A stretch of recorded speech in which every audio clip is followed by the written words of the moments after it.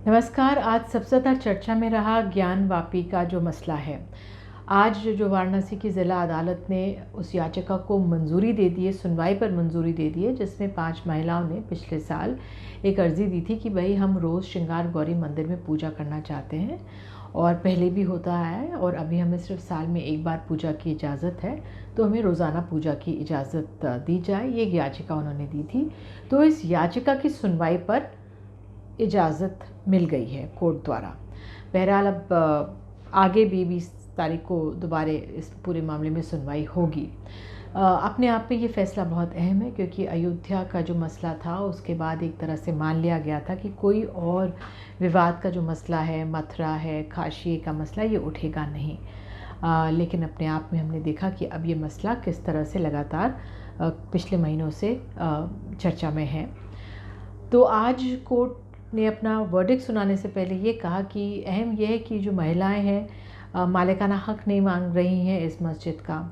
वो ये नहीं कह रही हैं कि ये जो मस्जिद है इसको मंदिर में तब्दील की जाए, यानी इसकी जो मिल्कियत वो नाम एक तरह से वो बदला जाए।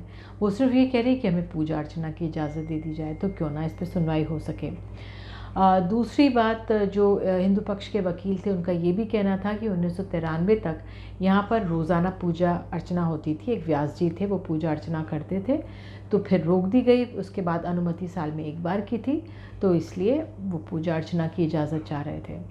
तो अब ये पूरा जो मामला है थमेगा इसलिए नहीं क्योंकि अब दोबारा कोर्ट में सुना जाएगा। फिर जो मुस्लिम पक्ष है वो आहत है, वो कह रहे हैं कि उनका ये कहना है कि वो अब हायर कोर्ट में जाएंगे। इस पूरे मसले पर हमने आज अपने कार्यक्रम देश की बात में बात की फैज़ान मुस्तफ़ा से, जो कि कानून के जानकार हैं, संविधान के जानकार हैं, और उन्होंने समझाया ये कि जो ये धार्मिक मसले हैं, अगर ये कानून के उसमें ना जाएं और आपसी बातचीत से सुन लिए जाएं तो बेहतर होता है। क्योंकि जिस तरह से कानून में जाते हैं, उसके पटल पे जाते हैं, फिर वो समाज में भी कड़वाहट बढ़ती है, और जो कानून के समक्ष जब चीज़ें रखना होता है, सबूत रखने होते हैं, तो अपने आप में फिर सही गलत बनने में बहुत समय लग जाता है। उन्होंने एक बहुत ख़ास बात कही। उन्होंने मुझे बताया कि 1983 का एक काशी विश्वनाथ एक्ट था, जो कि उत्तर प्रदेश की विधानसभा में पास हुआ था। 1983 का ये एक्ट है, यानी कि जो प्लेसेस ऑफ वर्शिप एक्ट है उससे पहले का है। और इस एक्ट के तहत जो पूरा परिसर है उसको मंदिर बताया गया है, यानी कि जो पूरा परिसर है उसको मंदिर बताया गया है। तो ये अपने आप में एक ये बहुत बड़ा एक कारण बन सकता है कि जो मुस्लिम पक्ष है वो उनके हक़ में नहीं जाएगा। ये तो कानून की लड़ाई तो भी आगे चलेगी, लेकिन ये अपने आप में एक तरह से एक बड़ा पॉइंट उन्होंने बताया कि ये, क्योंकि यहाँ अयोध्या का मामला उसमें सबूत का अभाव था, लेकिन यहाँ जो ये मसला है यहाँ पे सबूतों का अभाव नहीं है। यहाँ पे जो तमाम चीज़ें दिखेंगी, सर्वे होंगे, क्योंकि आज ही आप देख लीजिए, जो हिंदू पक्ष के वकील थे वो कह रहे थे कि जो नंदी जी के सामने और जो फव्वारे के बीच की दीवार है उसको तोड़ना चाहिए, फिर दोबारा सर्वे होना चाहिए।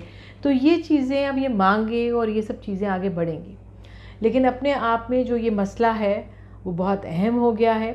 और अभी तक इस पूरे मामले में हालांकि राजनीतिक बयानबाजी तेज़ नहीं हुई है, और जो महिलाएं हैं जिन्होंने ये याचिका दी थी वो अपने आप में खुश हैं। अहम बात एक ये भी मैं आपको बता दूं, बनारस की जनता, जो वाराणसी की जनता है, हमारे सहयोगियों ने उनसे बात की तो उन्होंने कहा कि वर्डिक्ट चाहे जो भी आए, यहाँ पर अमन शांति बनी रहेगी। जो गंगा जमनी तहज़ीब के हालात रहते हैं बनारस में वो बने रहेंगे। तो चलिए देखते हैं इस मामले में आगे क्या होता है, लेकिन आज का दिन ज्ञान व्यापी मसले के लिए बहुत अहम रहा। नमस्कार।